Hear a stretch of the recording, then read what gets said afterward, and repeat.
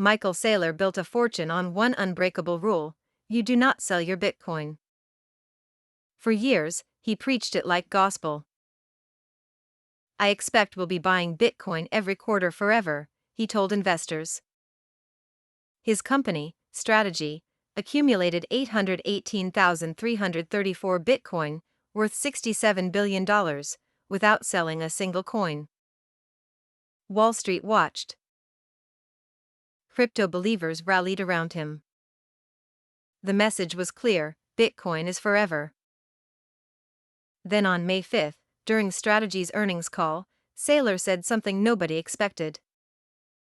"We will probably sell some Bitcoin to fund a dividend."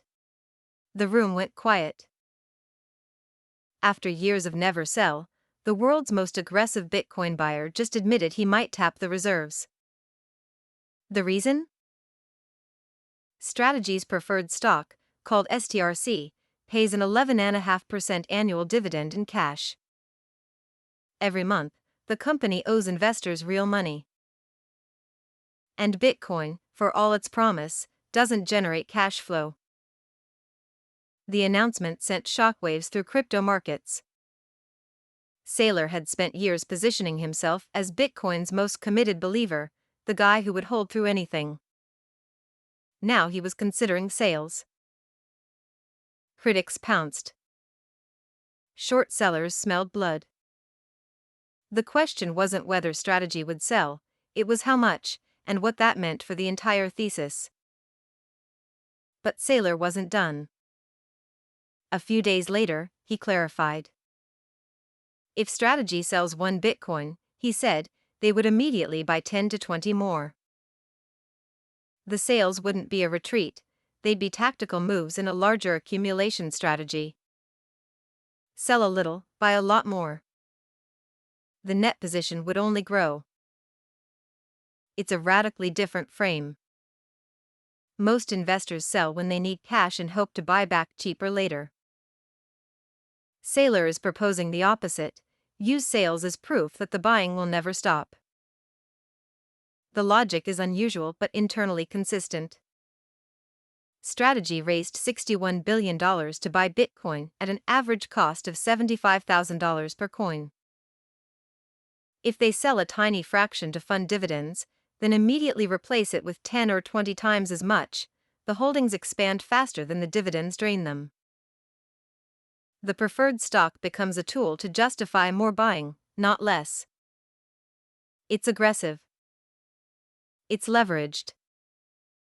And it flips the never sell mantra into something more flexible: never stop accumulating. But the risk is real. Strategy posted a $12 billion loss in the first quarter of 2026, driven by Bitcoin's price decline. The company doesn't generate meaningful revenue outside of Bitcoin appreciation. If the price falls further, the dividend obligations don't shrink, they're fixed at 11.5% annually. Selling Bitcoin in a down market to pay dividends, then buying even more Bitcoin with borrowed money, compounds the exposure. You're doubling down when the asset is weakest. What makes this moment significant isn't just the policy shift, it's the signal it sends. Saylor's never sell stance was never really about him. It was a rallying cry for an entire movement of retail holders who believed Bitcoin's scarcity made it untouchable. If the biggest believer starts selling, even strategically, it cracks the narrative. The question becomes, if Strategy can sell, who else will? And if everyone's accumulation strategy includes an exit plan, what does that do to the price?